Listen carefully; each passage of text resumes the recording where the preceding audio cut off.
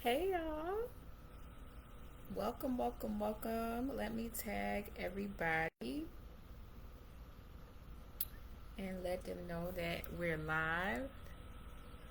If you know a group member that needs to catch this, please tag her.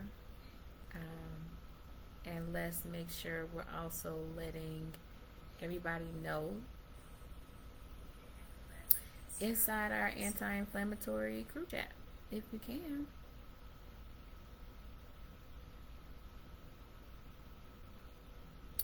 So I'm just gonna tag everybody. Hey Jayla, welcome.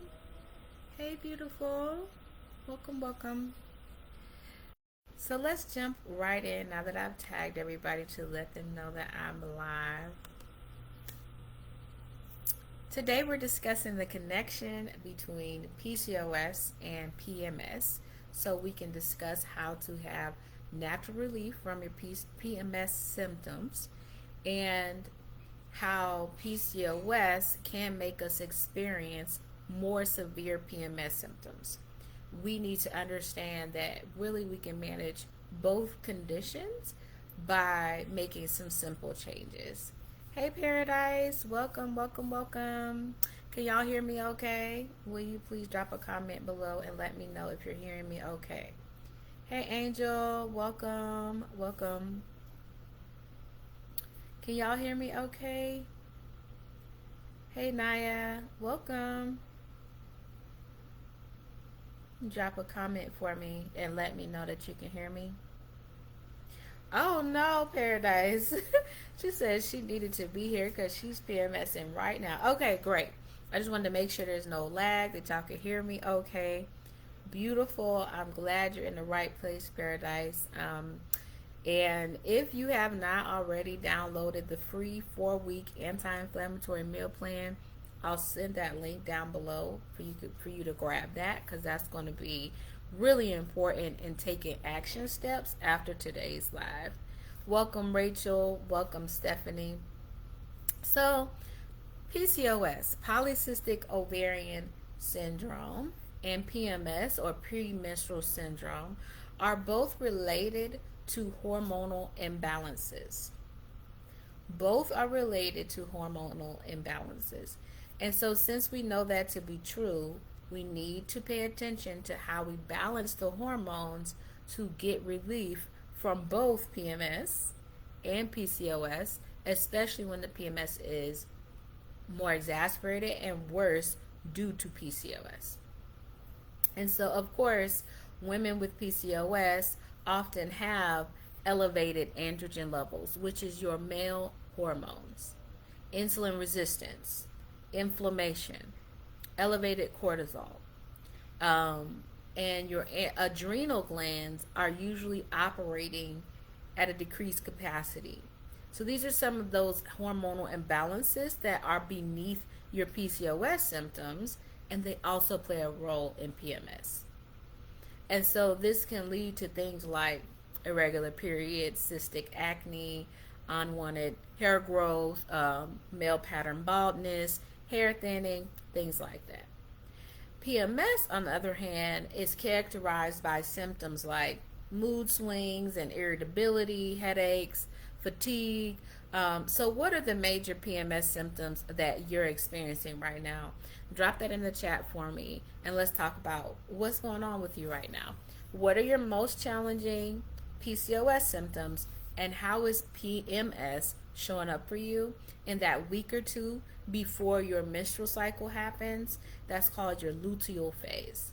So in the luteal phase, this is where PMS will happen. So how is that showing up for you right now? Definitely leave me a comment so I can understand what that is looking like for everybody. And so these symptoms are really driven by fluctuations in estrogen and progesterone. So if you haven't gotten lab work done, definitely do that. We need to get lab work done because we don't want to shoot in the dark about what the imbalance is looking like for you. Now, most times progesterone is low and estrogen is dominating because progesterone is low, and that's usually what you're dealing with. But we don't want to assume, right? So if you have not gotten my PCOS labs guide and you need to get lab work done, just let me know. Drop a labs in the comment below, and I will make sure you get the link to that guide. When you're getting your lab work done, I highly suggest that you get with a reproductive endocrinologist to take care of your labs to help you with your medical treatment. I found that they're just more in the know than regular OBs oftentimes. So I just find that especially black women, they just have a better time in getting the care that they need with a reproductive endocrinologist. You also want to get the care, if possible, of an acupuncturist. This is a doctor of traditional Chinese medicine. They can go over the lab work with you as well, and then they'll give you added insights on how to approach this from a very holistic and individualized approach, so that if you have deeper deficiencies and imbalances with your liver, with your kidneys, with your spleen, you can have a doctor of traditional Chinese medicine, which is an acupuncturist, looking into those deeper energetic patterns of your internal organs to support you.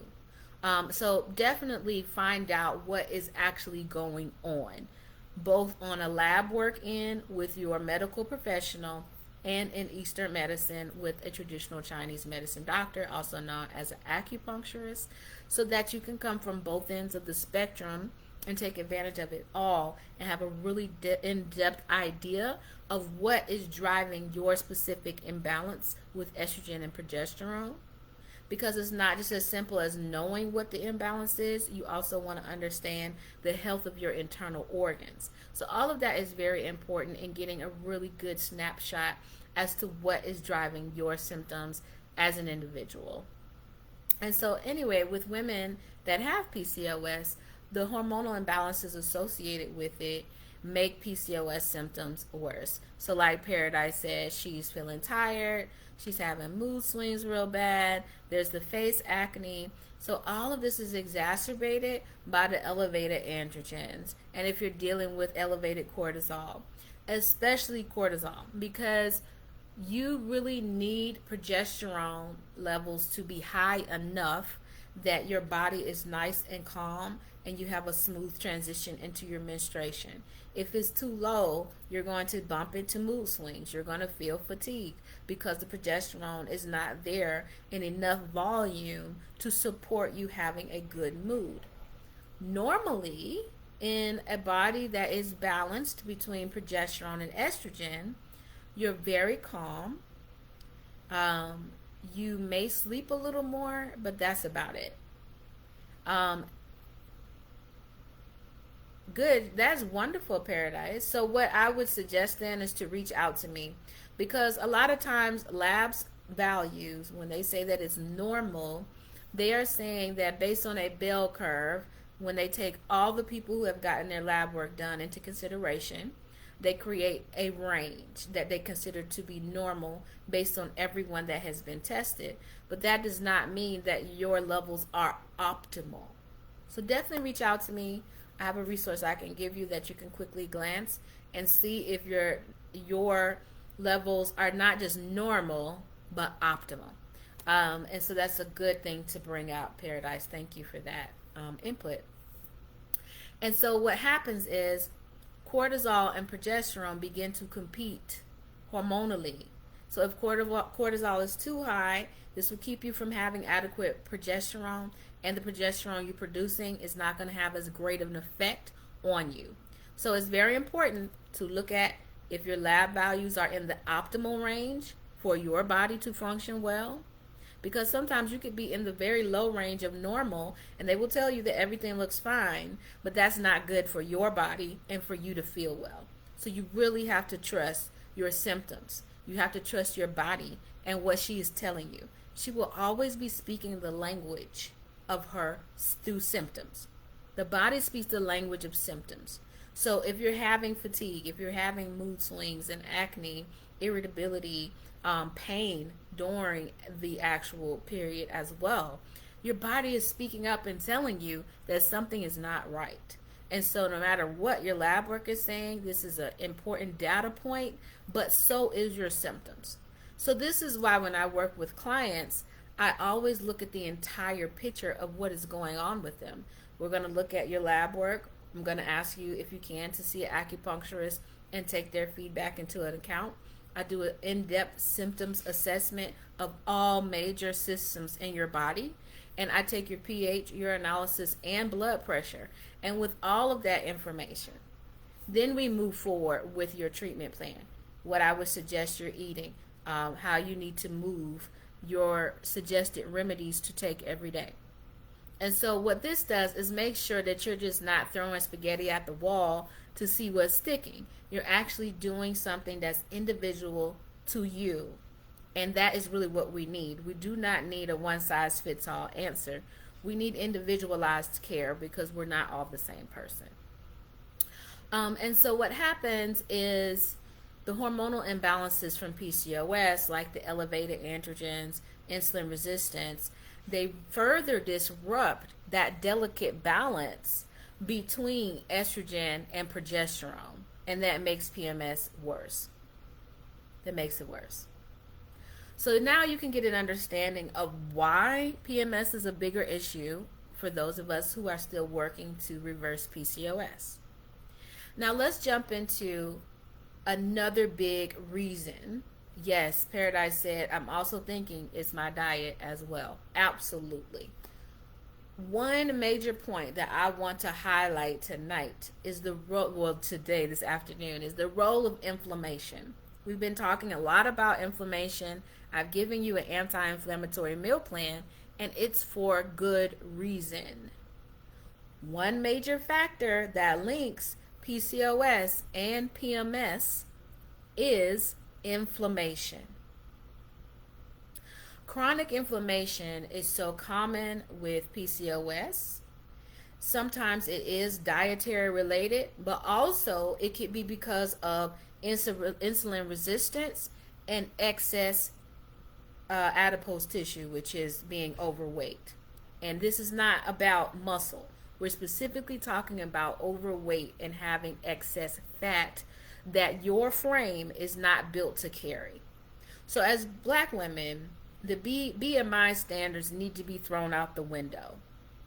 When we focus on getting strong and we do things like strength training, Pilates, body weight exercises, things that help us develop muscle density and strength, we will again change our body composition, and we will not have as much adipose tissue, and that is the fatty tissue on the body, and we can elevate our muscularity, decrease our fat. But when we have too much fat on our frame, too much that our body cannot handle, this will lead to inflammation, because it releases what's called inflammatory cytokines. Inflammatory cytokines. So it's very important for us to achieve body recomposition. This is very different from just let me go lose some weight, because you could be losing muscle. You need your muscle. As a woman with PCOS, is even more important because muscle is considered like the metabolic tissue, meaning that it has the most functioning to help you have balanced hormones. Whereas when you have excess fat, it will knock off your hormonal balance. Because again, that excess fatty tissue, adipose tissue, excess fat will release inflammatory cytokines. So I want you to focus on strength. I want you to focus on getting strong, not necessarily straight up weight loss. Because a lot of weight loss methods where you're just told to eat less and move more and just create a deficit where you're not tending to your strength, you're not tending to your protein intake, you will end up losing muscle, you will slow down your metabolism, you still will not address the excess fat necessarily, because you could become skinny fat where you are technically smaller, but you're still having excess fat versus the muscle ratio. This still will have inflammation in your body. This inflammation worsens PMS symptoms by influencing the production and metabolism of hormones. So when you have elevated inflammation, it disrupts the production and metabolism of hormones. So inflammation can affect the production of what's called prostaglandins. Prostaglandins are involved in your pain and your inflammation in your body. So when prostaglandins are not at the right level in your body, you're going to have more severe menstrual cramps and other PMS symptoms. So you see how it's this cascade of effect? We really got to go back to root causes. Whenever you are framing your planning for how you approach PCOS and PMS, you want to go to the root cause. So that's where controlling inflammation comes into play. You can do that through body recomposition. You can do that through an anti-inflammatory diet. Because managing inflammation is crucial for alleviating PCOS and PMS symptoms. It is crucial. One effective way to reduce inflammation, of course, is through your diet. So that's why I've put out that free 4-week meal plan with the shopping list, with the meal prep instructions, because you need to know what this looks like, and it's a huge part of the puzzle in getting you relief as quickly as possible from both PCOS and PMS. So the anti-inflammatory diet can help you balance your hormones, improve insulin sensitivity, and reduce inflammatory markers in the body. This type of eating focuses on whole foods, on unprocessed foods, foods that are rich in nutrients and antioxidants, which can help you combat inflammation and support your overall health. So how has that been going? Has anybody been using the meal plan this week? If so, what have you been feeling in your body? We're going into week 3. Have you been able to use it for the 3 weeks? Give me some feedback. Let's really come together around this, because it's such, again, a huge part of the puzzle. So let's talk about some practical tips to start incorporating as an anti-inflammatory diet can include just focusing on including more anti-inflammatory foods. So when I'm coaching people, I like to think about what we can add in from the beginning versus always thinking about what we can take away. This is always easier to put into place, where you just think about, okay, what are the things I can add to my diet that will help my body? And this will naturally begin to crowd out those foods that don't really promote health. So when you're eating more leafy greens, more fatty fish, more berries, you can bring in more servings of these types of foods, which will help you crowd out processed foods. So these are some examples. You can do vegetables like spinach, kale, Swiss chard, fish like salmon, mackerel, and sardine are really high in omega-3 fatty acids, which have a very powerful anti-inflammatory property. If you're not feeling the fatty fish, you can absolutely supplement with a fish oil or an omega-3 supplement. Of course, berries, blueberries, strawberries, blackberries, raspberries are all packed with antioxidants and flavonoids, which help reduce inflammation as well. Most of us have heard about turmeric. It's a very powerful spice that contains a compound called curcumin. And curcumin has strong anti-inflammatory effects as well. You can add it to your cooking. You can make a drink of it as a tea. You can make what's called golden milk, where you're cooking down the turmeric with milk. And so what have you been incorporating? It could be from the meal plan. It could be outside of the meal plan. But have you already started on this path of creating an anti-inflammatory diet to help you address your symptoms? If so, how's that been going for you? So remember, by regularly incorporating these foods into your diet, adding in what is helpful, you can help to manage inflammation, and that will reduce the severity of your PCOS and PMS symptoms.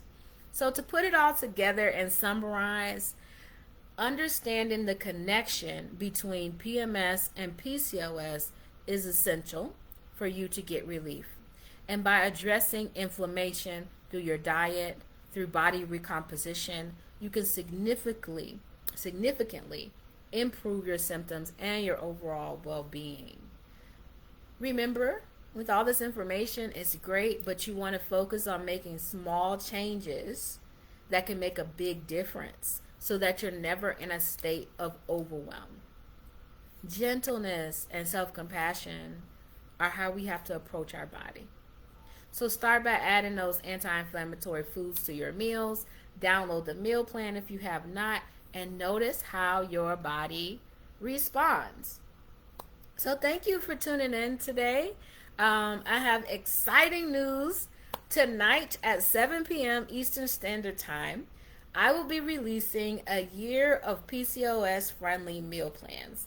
They are designed to help you incorporate these dietary changes without the guesswork, where now you don't have to think about how to put your meals together. You just need to execute the meal plans. It comes with shopping lists, meal prep instructions, just like the anti-inflammatory meal plan that I shared with you all. You'll see that the calories and the macronutrients are already calculated for you. And so as a member of this group, for me to say thank you for being a part of our community, anyone in this group can have access to the 50% off discount on all these meal plans. So look out. I will be sending an email and I will be posting to give you the link to make that purchase at 7 o'clock tonight. Also, I told you I had something in store that was even better than a year's worth of meal plans. And this is what I've decided to do. So my program, Sacred Rising, is all about natural PCOS reversal. It's about giving you coaching and a community and a course to walk you step by step through what it takes to reach PCOS reversal and sustain it. And now it is becoming a membership. You will be able to join this membership, get access to all of these things, in addition to a holistic health assessment when you join the membership. It will be the same price as the year's worth of meal plans per month. So the same price that you would pay to access a year's worth of meal plans, if you want to pay that on a month-to-month basis, you can join the membership and have access to the meal plans. It's included in your membership. So if you want to get started before 7 o'clock and you're ready and you know that this is right for you, drop a hashtag support in the comments or DM me and we can book a phone call to talk about your journey. We can go ahead and get you started. Thank you for joining me today, and I'm so excited about these new changes that I've put into place to continue supporting you. Look out for the next sister circle, and we will continue to build community here and in the other container, Sacred Rising, where you can get deeper, more personalized support. Have a great weekend, and look out for that post and email at 7 o'clock.